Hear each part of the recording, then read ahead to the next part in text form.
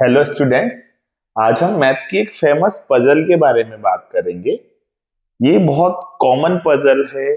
इसका आंसर आप गेस करके थोड़ी देर में निकाल ही सकते हैं, लेकिन मैं इस वाले वीडियो में आपसे इसके पीछे के मैथमेटिकल एस्पेक्ट की बात करूंगा कि मैथ्स की हेल्प से भी क्या इजीली इनका आंसर निकाला जा सकता है। क्वेश्चन ये है कि मान लीजिए 1 रुपए में एक थाली आती है, एक प्लेट आती है।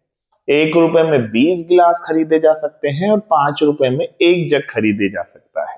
यानी कि 3 तरह के बर्तन उपलब्ध हैं, थाली, गिलास और जग।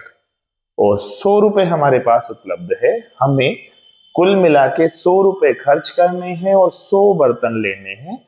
और एक कंडीशन है कि सभी तरह के बर्तन कम से कम एक एक तो होने ही चाहिए। ऐसा नहीं है कि आप पूरी 100 थालियां खरीद लें तो 100 रुपए भी खर्च हो जाए और 100 थालियां भी आ जाए। वैसा नहीं है, ये कंडीशन ऐड की गई है कि सभी तरह के कम से कम एक एक बर्तन आपको लेना है। ठीक है।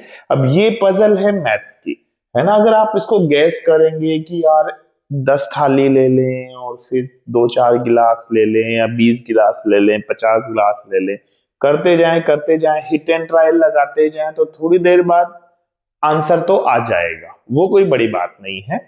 आंसर थोड़ी देर में आप आंसर तक पहुंच जाओगे। लेकिन मैथ्स की हेल्प से, एलजेब्रा की हेल्प से इस क्वेश्चन को कैसे सॉल्व किया जा सकता है वो इस वीडियो में अपन देख रहे हैं।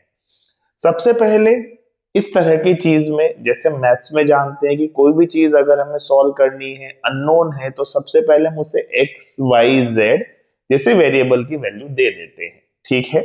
तो हम यहाँ कितनी थाली खरीदनी है, हमें कितने गिलास खरीदने हैं, कितना जग खरीदना है, ये सॉल्व करना चाहते हैं। तो मान लेते हैं कि हमें एक्स थालियां खरीदनी पड़ेगी 100 रुपए और 100 बर्तन वाले चैलेंज को पूरा करने के लिए। मान लेते हैं हमें वाई गिलास खरीदने पड़ेंगे और मान लेते हैं हमें जेड जग खरीदने पड़ेंगे। ठीक है। मैथ्स की हेल्प से अपन इसको सॉल्व कर रहे हैं, गैस की जरूरत नहीं पड़ेगी। ठीक है। अब देखो, अगर हमें एक्स थाली, वाई ग्लास और जेड जग खरीदने हैं तो पहली चीज तो ये है कि तीनों चीजों का योग 100 होना चाहिए, क्योंकि कुल बर्तन 100 खरीदने हैं हमें, है ना। X plus y plus z कितना हो जाना चाहिए? 100। दूसरी इंपॉर्टेंट चीज कि एक एक थाली खरीदने पर 1 रुपया खर्च आता है, तो एक्स थाली खरीदने पर कितना रुपए खर्च आएगा? एक्स रुपए।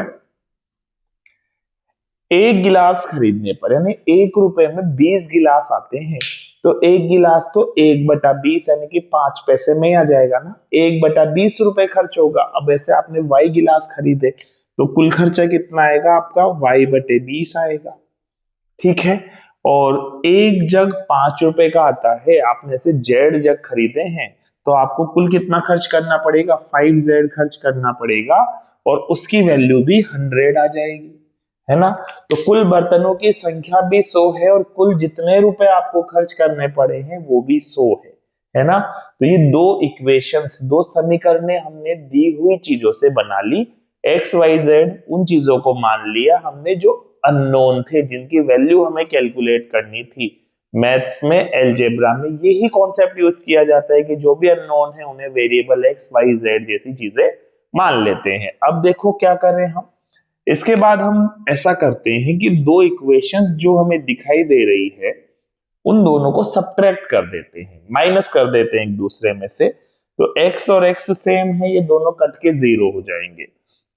y माइनस y/20 बचेगा और इधर z में से 5z जाएगा तो माइनस का 4z बचेगा और 100 में से 100 जाएगा तो 0 बचेगा। राइट। अगर y माइनस y/20 को एक तरफ रहने दे और -4z को उधर ले जाए तो +4z बनेगा। ये 20y माइनस y बन गया 19y/20 is equal to 4z। अगर अपन यहां z की वैल्यू निकालना चाहें तो z की वैल्यू आ गई 19y डिवाइडेड बाई 80, क्योंकि जो 4 है वो नीचे आ जाएगा ना, है ना। यहां मल्टीप्लाई में है तो इधर जाकर डिवाइड हो जाएगा। तो z की वैल्यू आ गई 19y/20 और z किसकी वैल्यू थी? z जग की वैल्यू थी, जग की संख्या थी कि कितने जग खरीदे। अब देखो, जग खरीदेंगे तो हम एक इंटीजर वैल्यू में ही खरीदेंगे ना, जैसे 1 जग, 2 जग, 3 जग, 4, 5, 10, 15 ऐसे तो खरीद नहीं सकते कि 1.2 जग हो, 0.5 जग हो, है ना। एक इंटीजर संख्या नहीं चाहिए। तो जेड जो संख्या थी वो इंटीजर कब होगी, जब ये 19 इंटू वाई बटे 80 एक इंटीजर संख्या हो, पूर्णांक संख्या हो। तो ये पूर्णांक संख्या कब आएगी, देखो 19 तो एक अपरिमेय प्राइम नंबर है, अभाज्य संख्या है। y और 80, ये अगर y जो है वो 80 से कुछ छोटा हो गया तो फिर 19 को कैसे भी मल्टीप्लाई करो आप, वो पूर्णांक नहीं आएगा, यानी कि y को 80 का मल्टीपल ही होना पड़ेगा। अब y 80 का मल्टीपल होकर क्या क्या हो सकता था, 80, 160, 240। लेकिन अगर 80 से जस्ट बड़ा 160 भी हो जाता तो गिलास 160 हो जाते, तो हमारे 100 बर्तन वाले कंस्टेंट को तो वो क्रॉस ही कर जाता, है ना। इसलिए y की तो एक ही वैल्यू पॉसिबल है, वो है 80। यानी कि y जो है हमारे गिलास की संख्या वो तो कितनी होगी, 80 होगी। तो गिलास तो आ गए हमारे 80। अगर हम यहाँ 80 रख देते हैं 80, तो 80 से 80 कट हो जाएगा, तो जेड 19, जेड क्या माना था हमने, जग, तो जग आ जाएंगे हमारे 19। और अब टोटल 100 बर्तन होने चाहिए थे, तीनों का योग 100, तो 80 और 19 99 तो हो गए, तो थाली बची एक। इसका मतलब ये हो गया कि एक्स वाई जेड जो हमने माना था उससे हमने पता लगा लिया कि एक थाली होनी चाहिए, 80 गिलास होने चाहिए और 19 जग होने चाहिए, तो संख्या तो 100 हो गई। रुपए कितने हो रहे हैं देख लेते हैं, एक थाली का 1 रुपया, 80 गिलास के 4 रुपए, 5 हो गए, और 19 जग के 95 रुपए, 5 और 95 100 रुपए भी हो गए। इस तरीके से हमारे 100 रुपए खर्च हो गए और हमने 100 बर्तन खरीद लिए। Okay, thank you.